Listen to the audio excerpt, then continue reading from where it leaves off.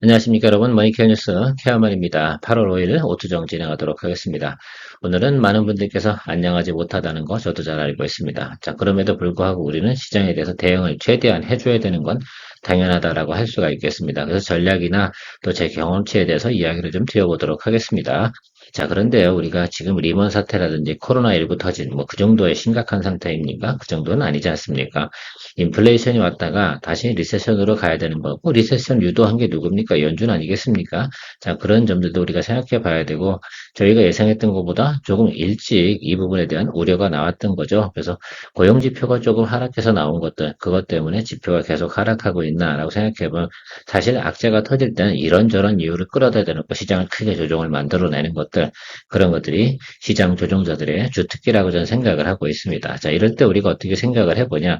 제가 게시판에도 여러분들한테 이런 거 지금 계속 올리고 있습니다. 소폭 마이너스 난 것들에 대해서는 제가 현금화시키고 이야기 드리고 있습니다. 현금화시키는 이유 중에 하나는 낙폭이 크게 발생한 종목들에 대해서 나중에 향후에 올라올 겁니다. 아마도 이렇게 될 거예요. 소폭 낙폭이 이루어진 것들은 추가적으로 조정이 있을 수 있으나 낙폭이 큰 것들은 추가적인 하락의 양이 많지는 않을 겁니다. 자, 그 시점에서 우리가 커버링도 생각해 볼 수가 있고요. 우리가 어쨌든 평균 매수 단가 조절을 할 수밖에 없는 그런 상황이 온 겁니다. 그거는 뭐 피할 수 없는 현실이지 않습니까? 그것을 받아들여야 되기 때문에 저 같은 경우도 지금 마이너스 5% 안쪽에 있는 것들은 모두 다 현금화 시켜버리도록 하겠습니다. 이런 이야기를 드리는 것도 저 아니면 누가 얘기하겠습니까? 그렇죠? 그 정도 안에 있는 것들을 들고 있으면 안 되는 거예요. 들고 있는 게 아니라 그것들을 현금화 시켜서 더 낙폭이 큰 거. 여러분 그럼 마이너스 예를 들면 10%, 15%난 것들을 손절치겠습니까? 그럴 상황은 아닌 것 같아요. 우리가 들어간 구간대가 어떻게 돼요? 대부분 낮은 구간에 들어간 것들이거든요. 자, 그런데 거기서 낙폭과대가 나타났어. 막 그런 것들이 있으면 더 낮은 구간에 또 매수해서 수익성으로 그러니까 출구 전략이 가능한 종목이냐? 아니냐에 대해서 생각을 좀 해봐야 되고요. 여러분들이 트레이딩으로 들어간 종목들은 정리를 해주시는 게 당연히 맞을 겁니다.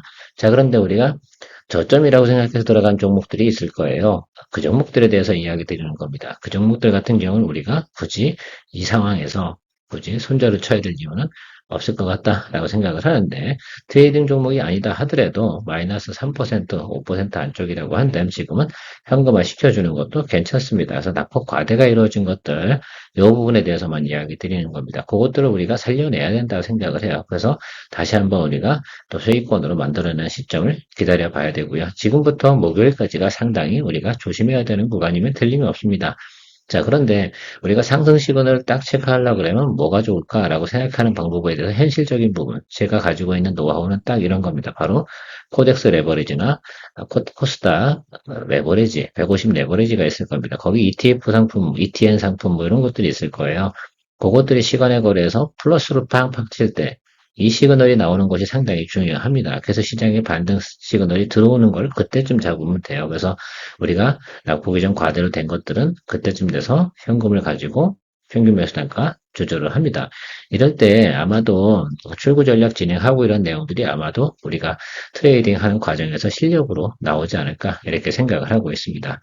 참고로 내일 같은 경우는요, 오투정은 진행하지 않도록 하겠습니다. 제가 오후에 일정도 좀 있어서요, 여러분들께 양해를 좀 구하도록 하겠습니다. 자, 어쨌든 우리가 체크해 봐야 되는 건 뭐다? 오늘의 하나의 팁, 코덱스 레버리지의 상승 시점을 기다려 언제 시간에 거래해서 시작하도록 하겠습니다. 오늘은 좋아요 안 누르셔도 됩니다. 좋아요 누를 만한 분위기는 아니잖아요. 그래도 도움되셨다 그러면 좋아요 눌러주시고 구독도 눌러주시고 또 이렇게 해주시면 좋겠죠. 구독이야 뭐 회원 전용이니까 누르실 필요는 없겠네요. 자, 코덱스 레버리지 차트 한번 보도록 하겠습니다. 바로 이 점이라고 저는 생각을 하고 있는데요. 여러분들이 보셔야 되는 건 왼쪽에 있는 하단 이쪽을 좀 봐주시면 좋을 것 같습니다. 여기 이 부분입니다. 그래서 우리가 쭉 하락을 하다가요. 코덱스 레버리지가 이렇게 양봉이 들어오는 구간이 있습니다. 이런 구간대가 상당히 중요합니다. 첫 번째 거 맞고 이것도 두 번째 거죠. 두 번째 시간의 거래에서 두 번째 양봉 들어오는 때가 있어요. 하락을 하다가 계속 음봉 뜨다가 그죠? 양봉이 뜨는데 첫 번째 거 말고 두 번째 거. 그때쯤 돼서부터 여러분들 낙폭이 과대된 종목들 어떻게 됩니까? 매수를 해주셔도 괜찮다라고 생각할 수가 있겠습니다. 그래서 여기 체크해보면 지금 아직 안 들어왔죠? 뭐 빨간 봉 하나 들어온 거 말고요. 아마도 이렇게 들어올 거예요. 이런 식으로. 그렇죠? 뭐 이렇게 아마 걸치겠죠. 이 구간을 좀 생각을 해주고 대기를 하는 것이 상당히 중요하다라고 생각할 수가 있겠습니다. 뭐 저점이 어딘지 모르겠지만 여러분들 요거만큼은 아주 명확한 것 같습니다. 지수 같은 경우는 시간의 거래가 이루어지니까 그것을 확인할 수 있는 게 뭐예요? 바로 코덱스 레버리지 같은 겁니다. 우리나라는 코덱스 레버리지가 규모가 가장 큽니다. 그래서 체크하기도 좋은데요. 시장에 대한 반응을 명확하게 나타내는 것이 바로 코덱스 레버리지라는 점을 여러분들 상기하셔서 꼭 한번 체크해 보시면 좋을 것 같습니다. 이건 5시 반쯤에 확인해도 돼요. 앞으로는 며칠 동안은 쳐다보지 마세요. 빨리 지금 같은 경우 오늘이죠 사실은 오늘 아니면 오늘 오후장에 조금 반등이 끌고 올라올 거예요. 낙폭이 과대지만 이렇게 끌고 올라오긴 하는데 그거에 너무 신경 쓰지 마시고 오늘 오후 제가 볼 때는 거의 1시 넘어서겠죠. 그때쯤 돼서 웬만한 것들 이제 캐시화 시킬 수 있는 거 해놓고 나서 그다음에 우리가 낙폭이 좀 커진 거 그런 것들을 우리가 공략해주는 생각을 좀 해주시면 가면 좋을 것 같아요. 여러분들 코덱스 레버리지 이럴 때 활용하시는 겁니다. 이걸 거래하시는 게 아니라 얘를 갖다 어떻게 돼요? 모델링을 삼아서 우리가 언제쯤 공략을 해줄 수 있는 타임이 오는가를 체크해 주시는 겁니다. 저는 이거 갖고 자주 활용을 하기도 합니다. 자, LS 같은 경우 한번 생각해 보도록 하겠습니다. 여기죠? 요 구간에 아마 들어가셨을 거라 생각이 들어요. 이건 낙폭이 크지 않죠. 이건 선택을 하셔야 돼요. 지금 아마 여러분들 그 주가로 하면은 마이너스 한 5에서 6%이 정도 수준으로 아마 여러분들 손실이 나 있을 겁니다. 그런데 이걸 굳이 털어야 되냐라고 생각해 보면 저는 그렇게 생각하진 않아요. 이 종목만큼은. 그래서 오늘 여러분들 이야기 드리는데 조금 하단으로 내려가면 오늘 충분히 분할 매수해서 공략할 수 있는 구간이 됩니다. 제가 말씀드린 것처럼 기관이나 외국인이 이 윗단에 들고 있습니다. 자, 그러니까 별로 저는 걱정을 하진 않습니다. 다시 어떻게 돼요? 얘네는 이 종목 같은 경우는 무조건 실적도 좋긴 하지만 앞으로도 뭐야? 커버링이 들어올 수 있는 유력한 종목 아니겠습니까? 그러니까 저는 개의치 않겠다라고 생각을 하고 현금 마련을 한 것 같고 이 아랫단에서 앞에서 말씀드린 코덱스 레버리지가 시그널이 두 번째 양봉이 들어올 때는 저 종목도 이 종목 같은 경우도 잡아줄 것이다 라고 저는 이야기 드리고 마무리하도록 하겠습니다. 격사나이 메탈 같은 경우 아마 많은 분들께서 이 구간에서 아마 저는 사실 6,250원 이 정도 구간입니다. 저도 이 부분에 대해서는 생각을 좀 하고 있는데요. 이렇게 낙폭이 크게 하다가 했잖아요. 그 다음에 52주 최저가고요. 직전 3년 제가 다 체크했습니다. 직전 3년 가격보다 어떻게 됩니까? 예, 더 아랫방은 없습니다. 그래서 저는 이 종목을 정리할 생각이 없습니다. 위 종목이 더 계속해서 하락하면 하락할수록 저는 긍정적으로 봅니다. 근데 지금 시그널은 안 들어왔잖아요. 그래서 기다리고 있습니다. 이 종목 저는 포기할 생각은 없습니다. 지금 개인적으로 이렇게 트레이딩 결정을 했다라는 것들입니다. 경우에 따라서는 정리할 것도 필요하겠지만 제가 보고 있는 견지가 있기 때문에 누구보다도 예를 들면 수급이 들어올 때 빠르게 올라올 수 있는 녀석이 뭘까라고 생각해보면 A이지 않을까라고 제가 생각을 하고 있습니다. 글쎄요, 하반기 때는 글쎄요, FCBGA 부분이 잘 나간다고 하는데, 마이크로 숄더볼이 안 나갈 만한 이유가 없는데, 저는 확실히 이거는 저평가라고 저는 생각을 하고 있습니다. 뭐, 매크로가 처음에 안 좋아서 하락한 거, 두 번째 하락해서 안 좋은 거, 이걸 다 빼고 나면 실질적으로 하락한 폭은 크지 않은데, 전반적으로 저는 어쨌든 지금 정도 상황에서 우리가 생각해 보면 전략을 좀 생각해 봐야겠죠. 한 번 정도 더 해서 6,000원 언더로 다 맞추는 쪽으로 전 진행을 해볼 생각을 가지고 있습니다. 뭐 개인적으로 여러분들은 뭐 생각해서 여러분들도 전략을 저처럼 만들어 보시는 것이 의미가 있을 거다라고 생각합니다. 여기서 포인트는 뭐예요? 실적 가이던스는 앞으로 업황 가이던스가 좋은데 이 종목이 크게 눌리고 있는 거 이런 거 이유 없이 눌리는 종목들 좀 생각을 해봐야 돼요. 그리고 여기 보면 매물이 거의 없어요. 이건 누가 던지는 걸까? 그러니까 그냥 사지도 않고 이런 것들이죠. 그래서 지금 제가 볼 때 수급 들어올 때 쉽게 그러니까 탄력성이 좋은 거, 나중에 좋은데 탄력성이 좋으면서 높게 올라갈 수 있는 것들 그런 것들이 우선적으로 주가가 조정이 받으면 움직이기 시작을 할 것이다라고 저는 생각을 하고 있어요. 최소 222동 평균선 여기 단 정도까지는 우리가 볼 수 있으므로 저는 포기하지 않고 가도록 하겠습니다. 지금은 대부분 이런 모양들이 상당히 많을 겁니다. 이유 없이 쾅 떨어지는 것들, 전체적인 거 매물도 없죠. 아래쪽 같은 경우, 그렇죠. 이런 것도 우리가 좀 생각해 보면, 이런 종목들 같은 경우는 우리가 선택해서 결정을 좀 해주셔야 돼요. 이거는 이 종목 갖고 나는 현금으로 다 이 종목을 갖다 공략할 거야 라고 한다. 이걸 평균 매사 정가 조절하시는 거고, 나는 캐시밸류가 없어. 내가 그냥 손절 처리가 하고, 다른 것을 더 좋은 것들. 내가 가진 종목들이 여러 가지가 있을 거 아니야. 한 종목 거래하시는 분은 없을 테니까요. 자, 그렇다고 하면 처리하고 다른 종목에서 복수 열전 치르는 쪽으로 고민을 해 두시는 게 좋죠. 일단 현금을 확보하시는 것도 괜찮다. 라고 생각할 수 있습니다. 이건 상장한 지 얼마 안 돼서 전에 예를 들면 매물대가 얼마인지, 물론 현재 단일 구간에서 보면 매물이 많지 않은 건 틀림없습니다. 자, 그런데 집어던지는 건 방법이 없거든요. 특히 개인 거래가 많은 종목들 같은 경우가 낙폭이 좀 더 심할 수도 있다는 점들도 생각해 주시면 좋을 것 같아요. 단기적인 그렇습니다. 그러나 좀 더 내려가면 개인들 매물이 없어지면 더 던질 사람은 없어지는 것들 있잖아요. 그런 또 반등의 요소도 생각해 보시면서 공략해 보시면 좋을 것 같아요. 실적이 아주 예를 들면 뭐 울트라급으로 나오는 종목은 아니다. 그래서 저 같은 경우는 이 종목 같은 경우는 기본적인 의견은 손절 처리하도록 하겠습니다. 이렇게 저도 방송에서 얘기 드리는 이유 중에 하나는 미련 갖고 또 이렇게 계실 분이 계시지 않을까라고 생각이 들어요. 뭐 마이너스 10% 한번 두들겨 맞죠. 이런 상황에서 일단 두들겨 놓고 맞은 다음에 현금 확보하는 것이 전 중요하다라고 생각할 수가 있습니다.